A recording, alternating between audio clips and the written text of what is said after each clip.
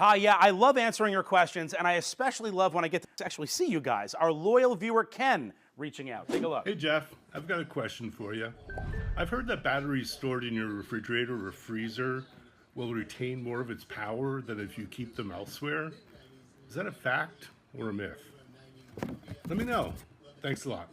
Thanks so much for your video, Ken. And I've heard this too. In fact, my parents kept batteries in the fridge for my entire childhood. My mom still does it and swears that's how you're supposed to do it. So I looked into this, and here's what we found. First, sorry, Mom, it's a myth. So where did it come from? Without getting too into the weeds here, all batteries drain over time, even if they're not actively being used. There's a name for this. It's called self-discharge. The idea was that if you put the batteries in the fridge, the cold would slow down the chemical reaction that causes them to drain in the first place, making the battery last longer. But here's the thing, your typical household battery, like a AA or a AAA that you put in a remote, it's designed to work at room temperature, and modern batteries are much more efficient than they used to be. So putting them in the fridge actually does more harm than good. Condensation from the fridge can damage the batteries.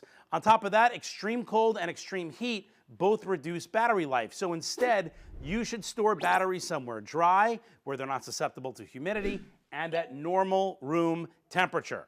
Okay, that's like 68 to 78 degrees. That's all you need to do for the best battery life. Ken, we hope that helps. And Mom, take the batteries out of the fridge, please. I'll do it when I come over next time. If you have any questions for me, email me right now. We're happy to answer them, as you see, at rossonresponds@hearst.com. Nothing too small or too big. We read all of them.